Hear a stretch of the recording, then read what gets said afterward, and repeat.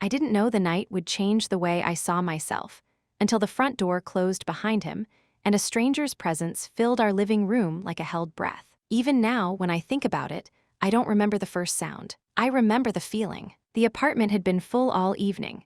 Glasses touching, low music, polite laughter bouncing off polished walls, the soft choreography of people who know how to seem relaxed while still performing themselves. Daniel was good at nights like that. He always had been. He could move through a room with a glass in one hand and a half smile on his face, and make everyone feel as if they had just said the cleverest thing he'd heard all week. Our apartment seemed made for that kind of life. It sat high above the city on the corner of a quiet block, all pale walls, dark wood, clean lines, and a balcony that looked out over a sweep of lights so beautiful at night they almost didn't seem real. People always paused when they stepped outside. They would go still, rest their elbows on the railing, and say some version of the same thing. "You too are lucky." I used to smile when they said that. That night, after midnight, after the last of the guests drifted downstairs to the building's rooftop lounge to keep the party going, after the jazz record had ended and the apartment had settled into that strange hush that follows performance,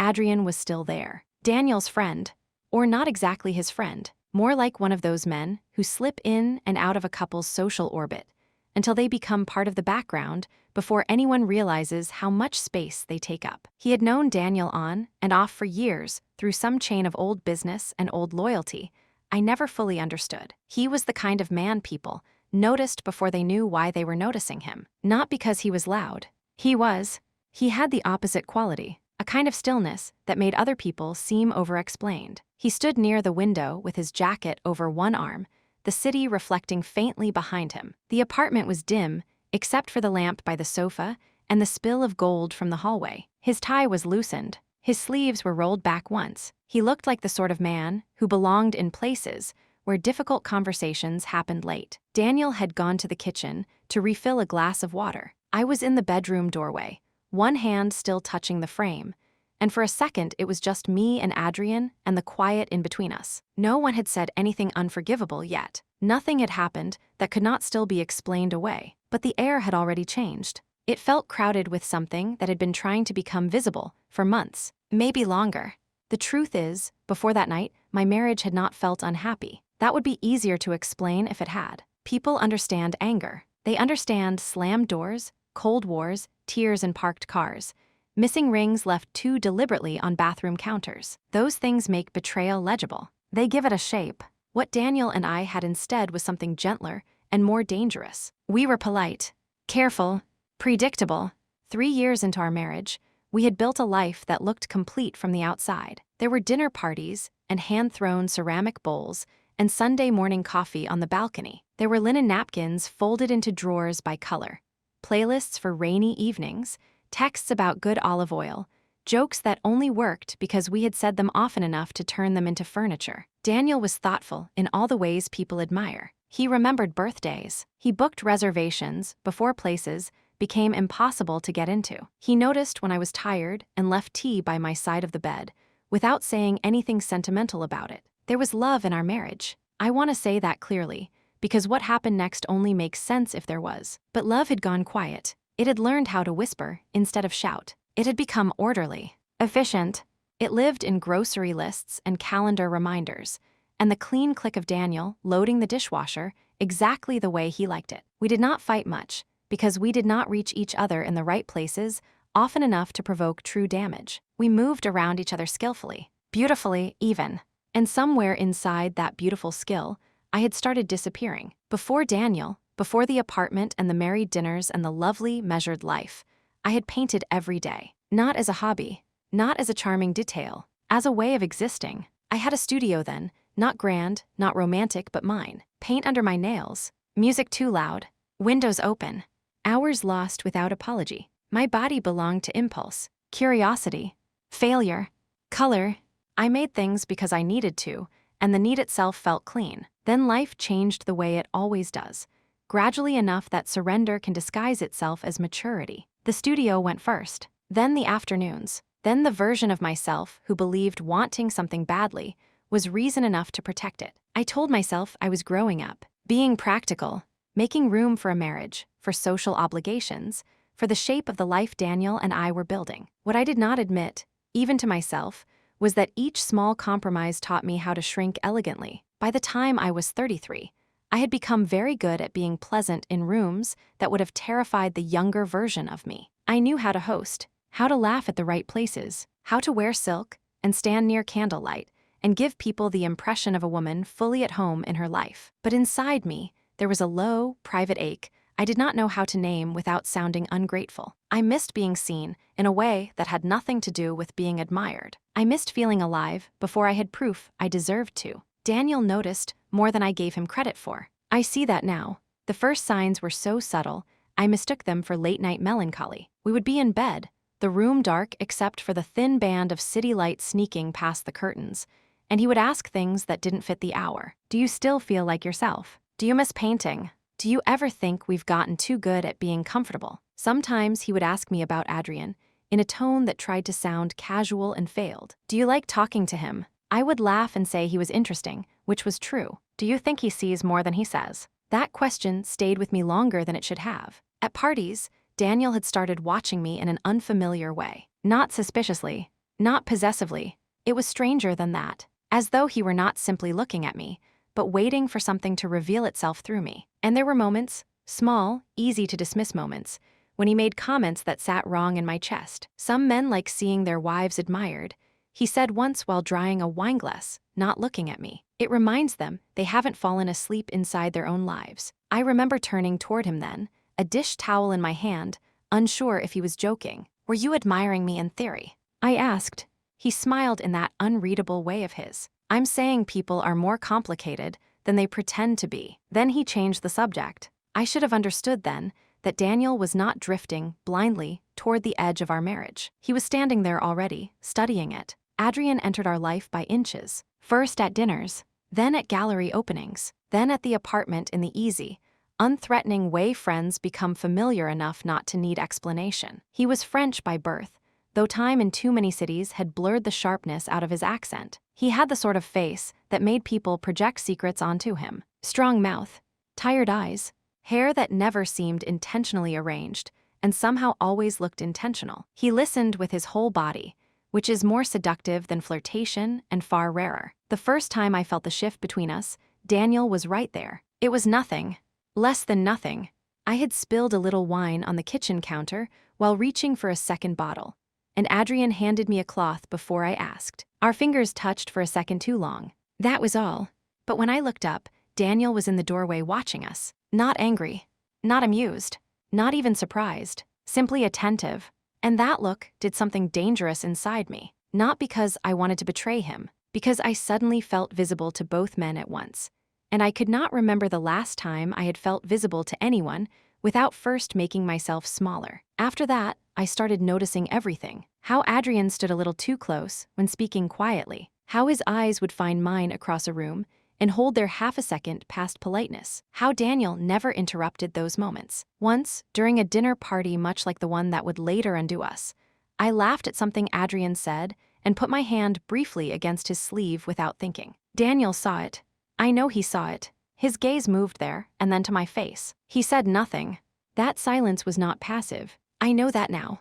At the time it felt like mercy or maybe indifference. In truth it was permission, or at least the first shape of it. The night that changed everything began beautifully enough to be cruel. It was one of Daniel's gatherings. 12 people, good food, soft jazz, the kind of evening where everyone leaves feeling that they have spent time among adults who have mastered life with taste. I wore a black dress Daniel loved because it made me look, in his words, like midnight with shoulders. He kissed the back of my neck when I came out of the bedroom, and for one suspended moment, I thought perhaps I had imagined the distance between us, the questions, the restless undercurrent of the past months. Then Adrian arrived. He stood in the doorway with autumn cold still on his coat, and looked at me with an expression so quiet and open that I felt my pulse begin to misbehave before he had even crossed the threshold. Nothing happened at first. That was part of what made it unbearable. People ate, talked, laughed.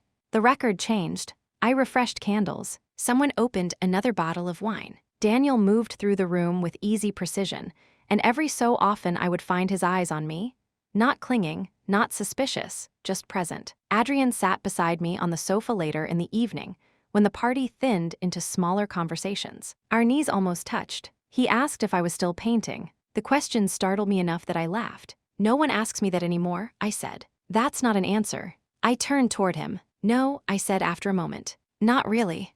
"Why?" "Because life got crowded." His expression changed very slightly. "Life always gets crowded," he said. "That's why the important things don't survive unless someone is willing to be impolite for them." I felt the remark like a hand to the center of my chest. Across the room, Daniel looked up. I don't know how long he had been listening. Long enough. Later, when most of the guests had gone downstairs for the final round of drinks and the apartment was looser, dimmer, more intimate, Daniel suggested Adrian stay a little longer. He said it too casually, too smoothly, and I remember the strange flicker of awareness that passed through me then. Daniel wanted this night to continue. I did not yet know what that meant, only that it was true. The three of us drifted toward the bedroom almost by accident, if accidents can be made from 100 small permissions. Daniel said the music was too loud in the living room.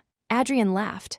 I followed because I was no longer sure whether I was choosing or simply moving inside a choice that had already been made. In the bedroom, the city lights came through the windows in silver bands. The bed was still half turned down. Daniel sat at the foot of it, one ankle resting over the opposite knee, water glass in hand. Adrian stood near the dresser. I remained by the window because I suddenly needed the coolness of the glass at my back. No one touched me then. What happened first was conversation, which somehow felt more intimate. Daniel asked me if I was happy. Not generally.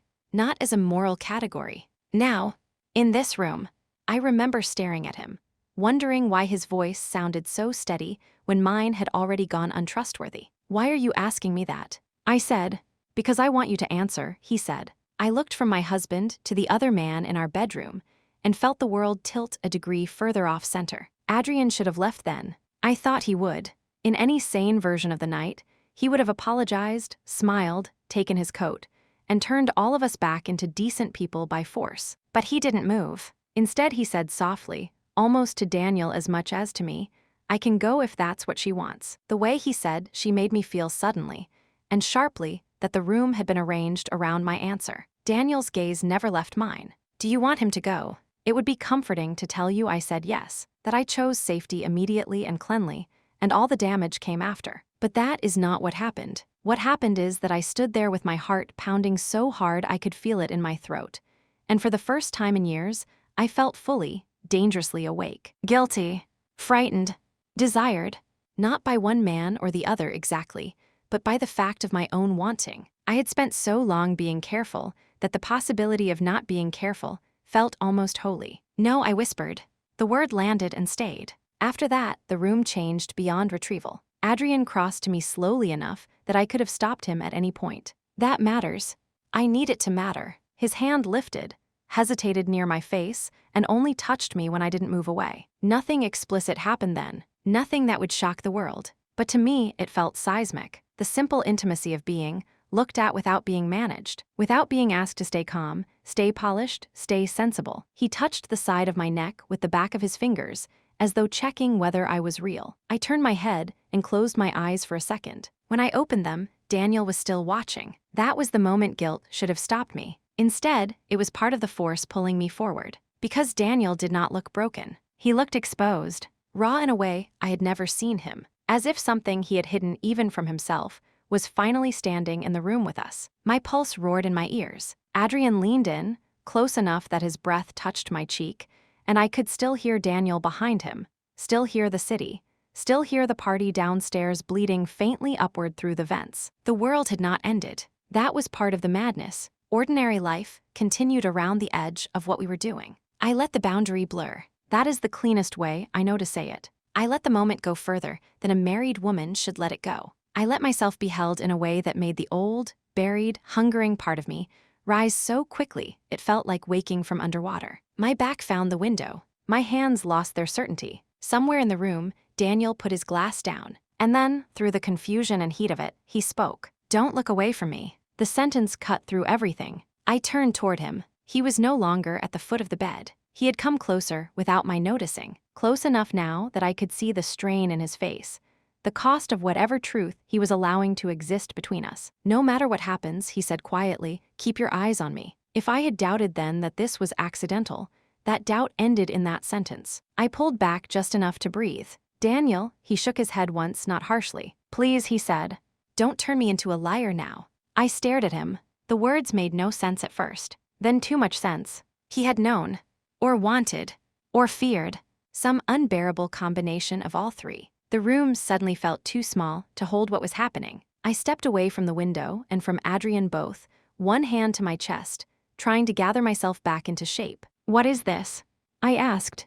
Neither man answered immediately. That silence was the first honest thing any of us had done all night. Then Adrian said, with more gravity than I expected, this stops if you want it to stop. Daniel looked at him then, really looked at him, and what passed between them was not rivalry. It was something more humiliating and more intimate. Recognition.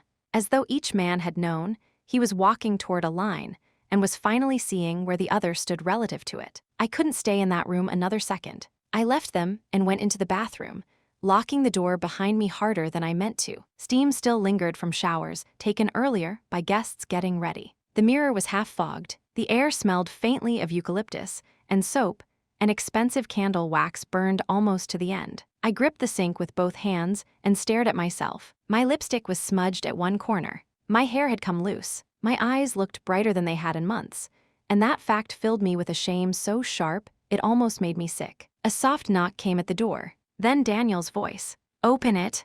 I should have sent him away. Instead, I unlocked the door. He came in first, Adrian behind him after a beat, because by then privacy had become meaningless between us. The bathroom was too warm and too small for three people carrying that much truth. I stood by the sink. Daniel leaned against the opposite wall. Adrian remained near the door, as though prepared to leave the instant I asked. From downstairs came the muffled throb of music and a burst of laughter from the party that had moved on without us. Then Daniel said the thing I think he had been carrying for months. I wasn't afraid of losing you to another man. He paused.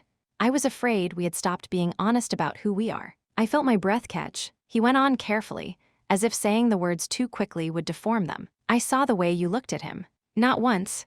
For months. I saw the way you came alive when he spoke to you. And I kept waiting for you to tell me something was wrong, or something was missing, or that you were lonely in ways I could not fix with dinner parties and careful attention and all the correct gestures. But you didn't say it. You just got quieter. I couldn't speak, partly because he was right, partly because I had thought I was the only one carrying a hidden ache in our marriage. I asked, almost whispering, did you plan this? Daniel closed his eyes for a moment. Not like this, he said. Not every step. But I stopped interrupting things I should have interrupted. I kept inviting him. I kept watching. I kept wondering if seeing you wanted would wake something in you. Or in us. And then I hated myself for wondering it. And then I kept wondering it anyway. The confession should have made me furious first. Instead, it broke my heart. Not because I approved. I didn't. But because I suddenly saw how frightened he had been. Not of scandal. Not even of betrayal. Of deadness. Of becoming one of those elegant couples who age inside a beautiful apartment while never again touching the deepest parts of each other's lives. Adrian spoke then, and his voice was different from before. Less charged. More human. I won't be the fracture in your marriage, he said. If this costs you each other, I walk out right now. No one moved. Then there came a knock at the bathroom door from the hallway. Sharp. Startling. Someone from the party downstairs calling upward for Daniel, probably, or asking if the guest bath was free. The door handle rattled once. The sound jolted all three of us back into the fact of the outside world. I remember laughing then, a short, breathless sound that bordered on panic. Because of course that would happen. Of course the world would demand an answer, while we were still raw and unmade, and not remotely ready to step back into public light. Daniel took one step toward me. This is what I should have told you months ago, he said. I don't want the version of you that edits herself to keep me comfortable. That sentence undid me more than any touch that night, because it named the thing I had spent years doing without ever fully admitting it, editing myself for comfort, for peace, for elegance, for marriage, for being chosen, for being easy to live beside. Tears came then, sudden and humiliating. And because there was no point pretending anymore, I told the truth too. I miss myself, I said. I miss wanting things without apologizing for them. I miss painting. I miss feeling like I enter a room instead of just appearing in it. I miss not being afraid that if I ask for too much, everything good will break. Daniel's face changed, not into shock, into grief.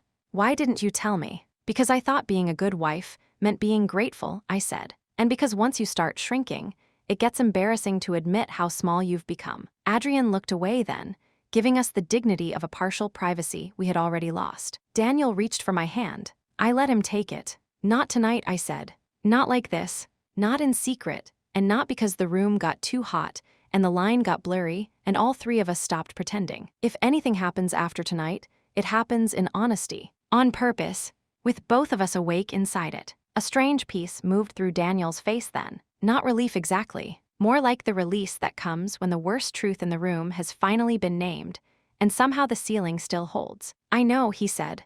The door rattled again. Adrian opened it a few inches, spoke something calm and dismissive to whoever was outside, and shut it once more. Then Daniel did something I still think about when I stand at that sink. He stepped toward me, cupped the back of my neck, and kissed me. Not to claim me, not to perform possession in front of the other man, to re-enter the truth with me. The kiss was fierce and almost desperate, but what shook me was the sadness inside it. The tenderness, the apology, the years of composure collapsing just enough for me to feel the frightened, wanting man beneath it. When he pulled back, he looked at Adrian and said quietly, "You don't get to be the end of us." Adrian gave the slightest nod, as if he had been waiting for the line to be drawn. "I never wanted to be," he said. Then he reached into the pocket of his jacket, crossed the bathroom, and placed a folded slip of paper on the counter beside the sink. "Not from him," he said. "From Daniel. He asked me to keep it if the night ever became honest enough to deserve it." Daniel shut his eyes briefly, like a man caught being more vulnerable than he intended. With that, Adrian opened the door and left. Just like that. No grand exit. No speech. Just the soft sound of the front door closing a few moments later, and the apartment becoming itself again in a way it never truly could. I picked up the paper with shaking fingers and unfolded it. 2 words in Daniel's handwriting. "Come find clarity." That was all. No date. No explanation. But I knew immediately it was old. The fold had softened from time. He had written it long before that night. Long before the bathroom. Long before the three of us stood in steam and truth and dread trying to decide what kind of marriage would survive the edge. He had known we were drifting. He had known before I admitted it. And instead of forcing the conversation, he had hidden himself inside care and performance and silence until his desire for honesty twisted into something darker, more dangerous, more humiliating for both of us. We stayed in the bathroom a long time after Adrian left, not touching much, talking, really talking, maybe for the first time in a year. Daniel admitted he had watched me disappear and not known how to call me back without sounding accusing or weak. He admitted that seeing Adrian notice me awakened something in him he didn't know how to name, and that he had hated himself for wanting the proof of my desirability and the proof of my honesty at the same time. He said the word voyeur once, only once, and even then like a confession rather than a thrill. It did not sound glamorous coming from him. It sounded lonely. I told him I had wanted to be wanted, yes, but not as a performance, not as a game, not as an excuse to burn my life down. I told him the worst part of the night was not that another man had crossed close to me. It was that part of me had been grateful to feel alive enough to tremble. Daniel cried once, quietly, covering his face with his hand as if embarrassed by the sound of it. I had never seen him do that. I loved him fiercely in that moment, and I was furious with him, and ashamed, and relieved, and still, maddeningly, not fully innocent in my own body. That is what no one tells you about marriage and desire and truth. Revelation does not arrive sorted into moral categories that make you look noble. By the time we finally came back downstairs, the party had almost emptied itself. The apartment looked like all gatherings do at the end. Glasses abandoned on surfaces, a serving spoon resting inside a bowl no one would touch again, candles burned lower than intended. Life after performance, we said goodnight to the remaining guests with the calm, practiced ease of 2 people nobody would suspect had just stood in a bathroom and dragged the hidden architecture of their marriage into the light. Then we locked the door. The aftermath was not cinematic. There was no immediate transformation, no sudden perfect honesty, no glorious rebirth under moonlight, no dramatic decision about opening the marriage or closing it tighter or turning one night into a philosophy. There was work, the hardest kind, because it had no costume. The next morning, I reopened the door to my old studio space across town. I had kept it all these years, though kept is too generous a word for what I had really done. I had been paying rent on a room full of silence and old canvases and dried tubes of paint, as if maintaining the possibility counted as devotion. It smelled like dust and turpentine and abandonment. I stood in the middle of it and cried, not because I was moved by art, because I had left a whole version of myself there, and then trained everyone around me, including my husband, to act as though the loss was sophisticated. Daniel started therapy the week after that, which surprised me only because he volunteered before I asked. He said he needed to understand the shape of his own wanting before he ever tried to involve me in it again. He said the night with Adrian had shown him two things at once: how much he wanted me awake inside our marriage, and how badly he had gone about trying to wake me. We had ugly conversations after that. Necessary ones. About sex, yes, but more importantly about power. About silence. About how easily care can become curation, and curation can become control. About the difference between being generous and being edited down into someone easier to love. About my resentment. About his fear.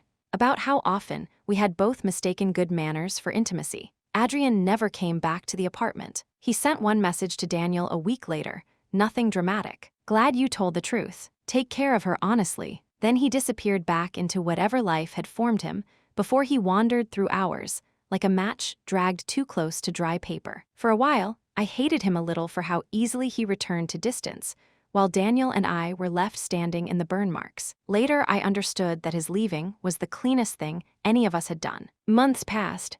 I painted again, badly at first, then urgently, then with something like hunger, not because the work was brilliant, and not because returning to it fixed anything magical between Daniel and me, but because making something with my own hands reminded me I still existed outside the roles I had polished into place. Daniel came to the studio once and stood very quietly while I worked. He did not offer opinions. He did not ask for comfort. He simply watched me with tears in his eyes and said, "I forgot this was who you were before I met you." No, I told him.